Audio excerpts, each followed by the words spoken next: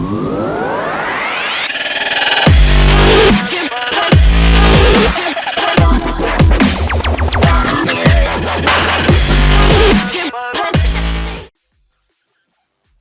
going on, YouTube? Welcome to Eset Gaming, and today we're finally going to be doing that tier list on the mages. And before we get into the video, don't forget to like, comment, and subscribe, and hopefully you can catch me live on Twitch. And without further ado, let's go ahead and get into it.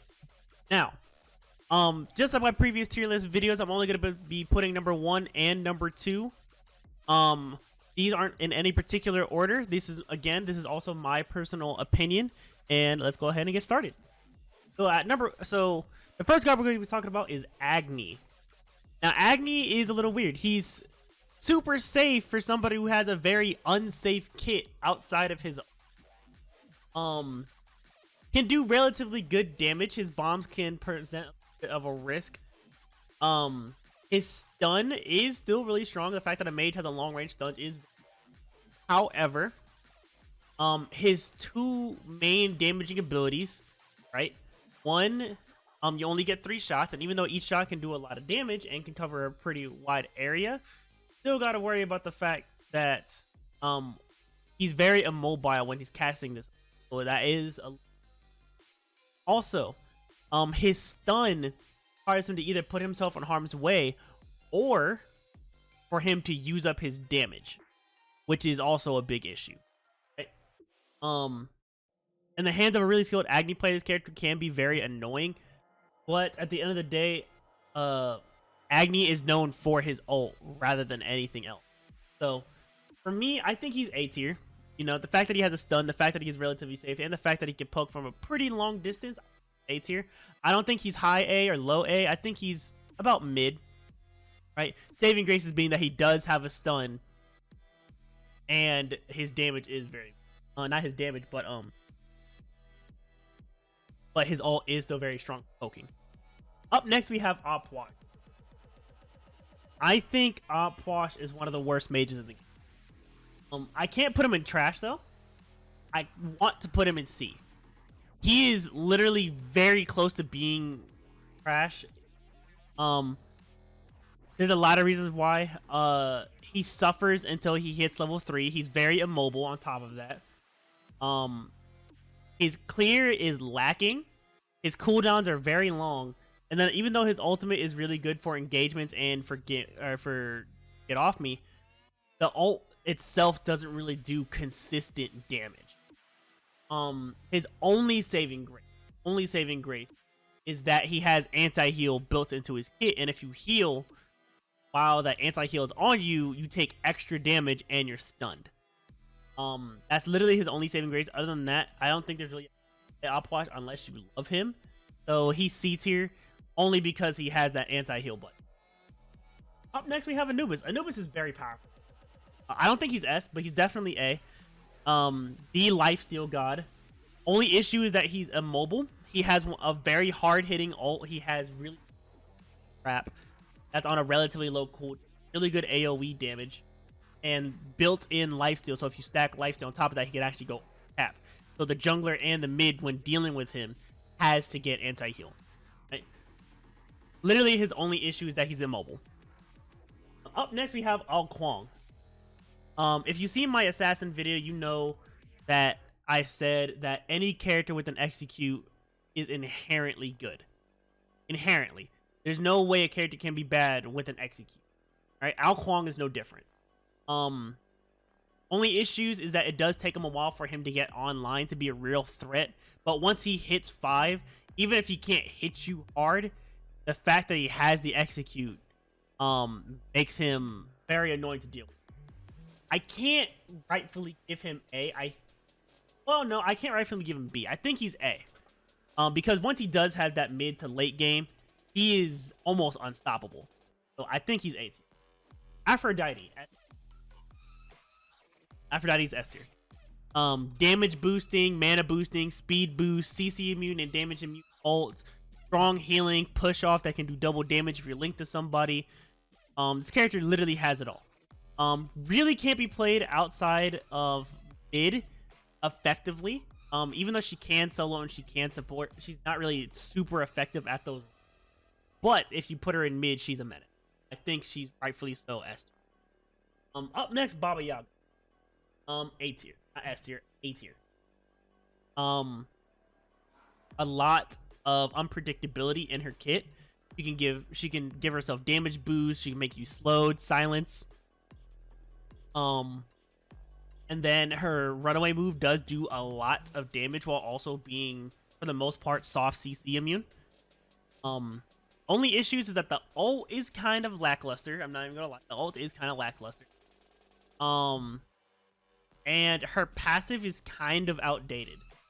Yes, you can use it to build Warlock Staff and Charon's Coin, but in all honesty, the Warlock Staff is really not all that great, and then Charon's Coin, that's really the only stackable item that's worth building.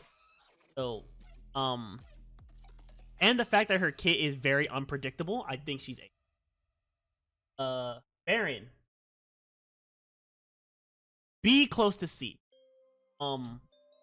There's not a lot of places to use him. He's just very annoying. The ult is meh because you can actually dodge it fairly easily. The healing is okay, and you don't get the healing if you miss, which is fair. The root is good. The damage on the one is solid. And the Baron's root passive is good for early game, but not really much outside of that. Baron is a relic himself. He used to be very powerful, but now he's kind of a shell of his former self. And because of the season 8 changes, there's really not a lot of point to use. Plus, hard CC counters his character really bad. And while he's ulting, he's a sitting duck. So if you hit him while he's not looking at you, he can't really do anything about it unless he cancels the ult. And even then, there's still a long wind down time. Baron is B. Up next, we have Chang'e. Chang'e is A tier. I think she's one of the most annoying gods in the game. If you're a Chang'e main, I don't respect you. Kidding. Issues with Chang'e is that really the only issue with Chang'e is that she lacks hard team fighting. She's a lane monster and can rotate and surprise gank very well. But once those team fights start happening, she really can't do anything. The ult having that long stun is very nice, but if you beats her, she's kind of useless. Then if you build anti-heal against her, again, she's only thing that's great, but her lane presence is great. CC immune, damage immune too, which is good. Healing in her kit and the stun. I think she's A tier. Plus, that passive is actually very underrated. That passive is very strong. So I think she's A tier. Up next, we have Chronos. I think he's one of the contenders for one of the best magical ADCs. Even though magical ADCs aren't really that powerful right now, considering the fact that hunters are just very strong. No point to use them unless you take them to good stun, very low cooldowns on his one, and it's one of his hardest hitting moves. Attack stim that gives him that makes it to where he can either not use mana, gives him movement speed, it gives him health regen similar to a green pot. It gives him extra ability damage, or it can give him extra basic attack damage. So there's a lot of flexibility with how you can build him. He can be a really good tower sieger, and his ult is amazing. It may not be great for team fights, but a good Chronos will rarely ever die. So I think Chronos is rightfully so A tier, very close to S. I can't give him S because even though he has the stun, team fighting does suffer a little. Even though he has the ult, he's still very susceptible to getting focused. Up next, we have Discordia. I think Discordia is S. Very strong poke god, really good ult. Can reduce her own cooldowns, so that means she can CC even longer. And one of the best passives in the game being that the person with top damage gets more damage, making them. So early game, if she can't get the damage, the hunter can get the damage, or the solo laner can get the damage boost, and make it to where they could bully the solo laner or the mid a lot easier, or the carry lane a lot easier. Or in some rare cases, the jungler gets top damage, and that's even worse. I think Discordia is S by design. Up next, we have Eset. I have a lot of mixed feelings about Eset. I want to put her in A. Because of the ult and the stun. But I kind of believe B. She doesn't have good sustain. She has a silence, which is good, but in reality, she can only silence one person, which can get her killed. Lack of mobility, or lack of a run move is what I should say. She has mobility in her one, but if she gets stunned out of it, she's kind of a sitting. Her saving, well, yeah, you know what? She's A. Saving grace is being the stun and the ult, because that ult will change a fight. Because dealing with an Eset, rarely ever really need to build anti-heal early against her. Most of the time, you'll just either kill her, or there's not enough lifesteal on the team to warrant it. But then that ult comes in and then you realize how much you actually need. The ult is good, and it's good for securing objectives. So I think she belongs in A. Probably closer to the mid or bottom of A, but still definitely. Freya. I played Freya on my last stream, and I can't take the feeling that she's not you. Late game, she is a monster. But Smite has evolved to the where the late game is harder to get to unless you're at the top, the pinnacle of Smite game, which is like Grandmasters. And Freya has very glaring issues. For one, her early game is very bad. Two, she has no run move. B, her ranged attacks as a ADC mage is locked behind a stim. And the stim, after it's done, still has 4 seconds left. So that leaves her not being able to fight. So personally, I want to put her in not A, but B. Saving graces, the only reason why she's not in C for me is the fact that if you do manage to force the late game, she is very hard to deal with. Considering the fact that it's an AoE attack that slows, she boosts her damage at the cost of her slow and AoE, banish, and then even if you do manage to get to her, she has that ult. And then she can beat Aegis right afterwards.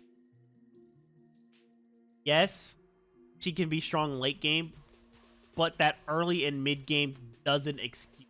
I'm gonna put her in. Up next, we're gonna talk about Hades. In my mind, I want to put Hades in S. I feel like he deserves to be an A, but he has mad good sustain, flexible in the mid and the solo lane. Even if he goes to solo lane, you don't lose a frontliner because how his kit works.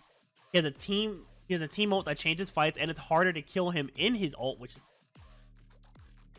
he has a silence. And the 3, even though Hades players really won't use it for this, the 3 has a heal behind it, so he can actually heal his team. So he has a lot going for him. I think he's bottom S tier. Simply because the other S tiers are better than him, but definitely. Up next we have Haba. A tier. Haba, the original character with 3 ults. Really low cooldowns, really powerful. Out the jungle. Not the greatest mid, but I've seen it work. The only issue is that he's very susceptible to ganks. So if he's not ganking, he's going to get ganked. And he doesn't really have a lot of tools to get them off of him besides the knockup and ulting out of panic. But other than that, he dies very quickly. But his damage and the low cooldowns hold him up.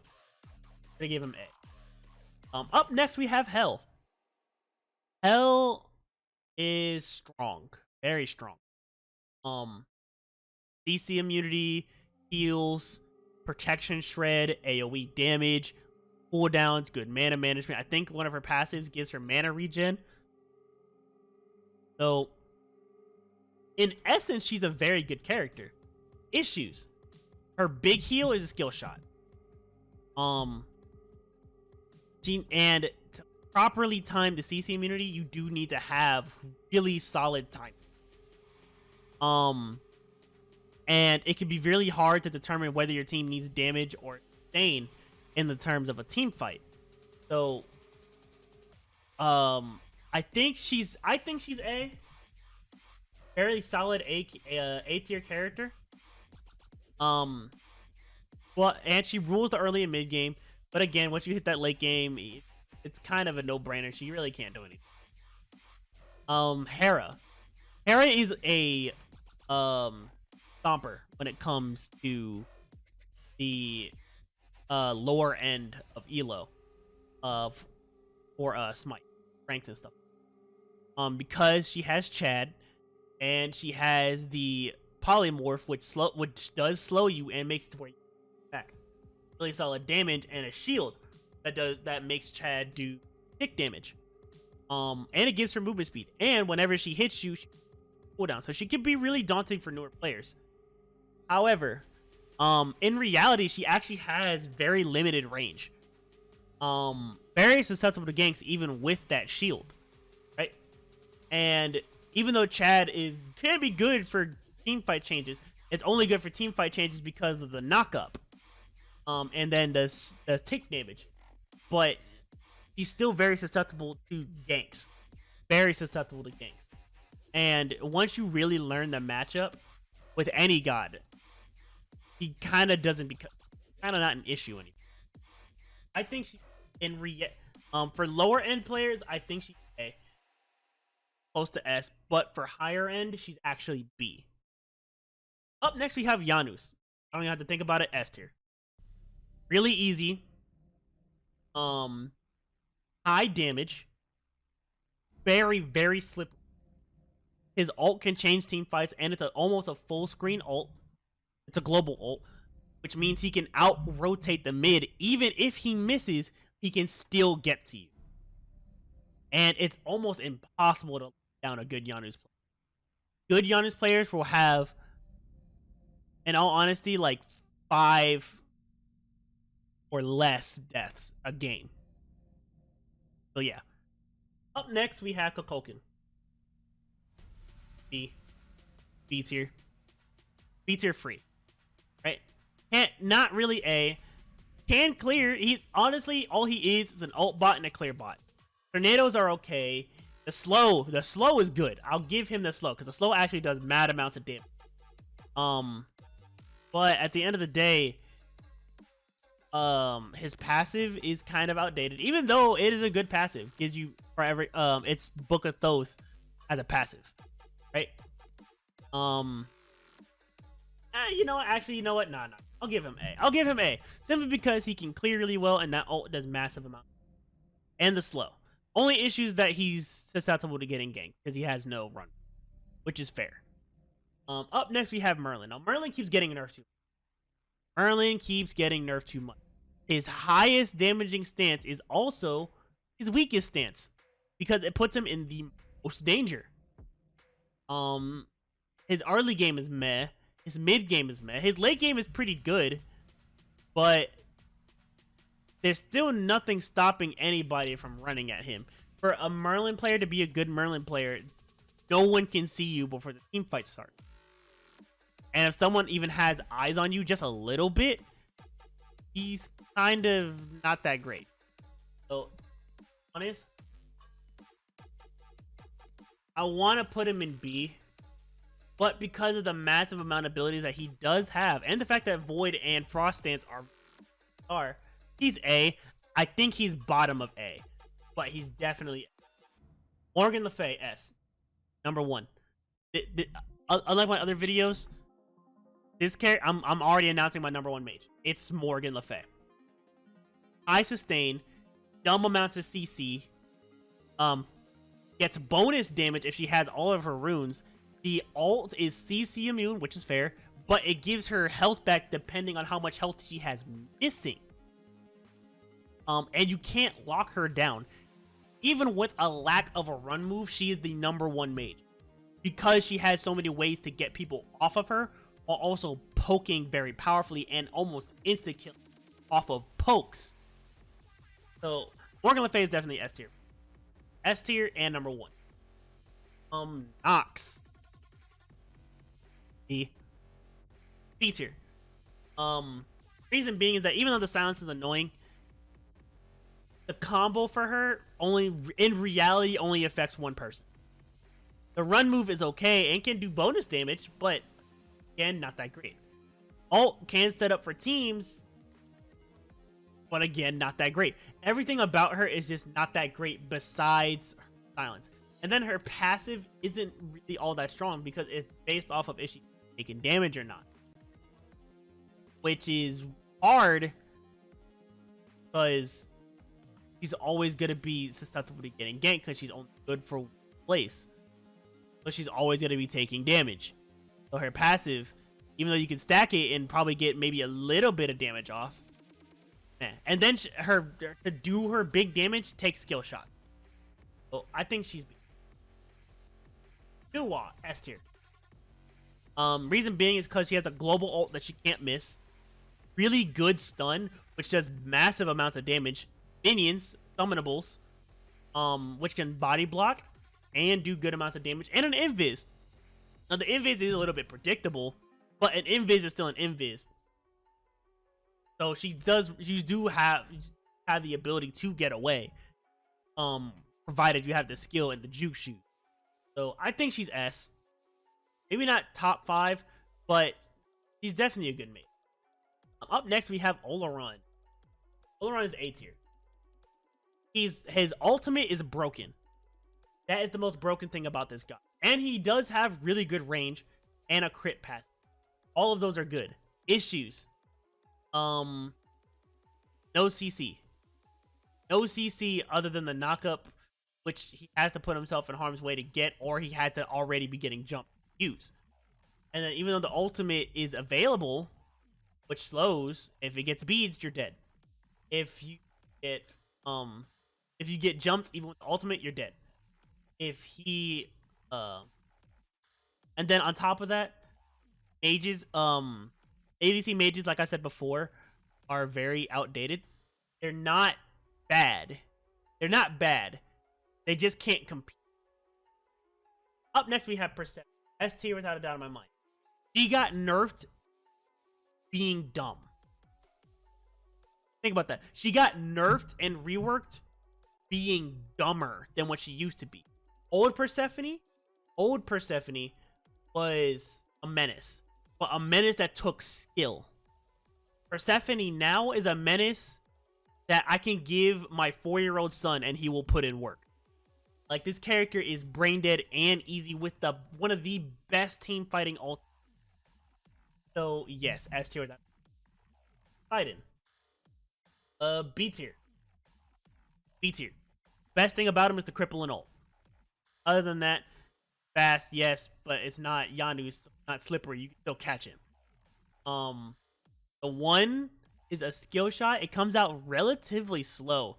So to guarantee a hit, you have to be standing very close.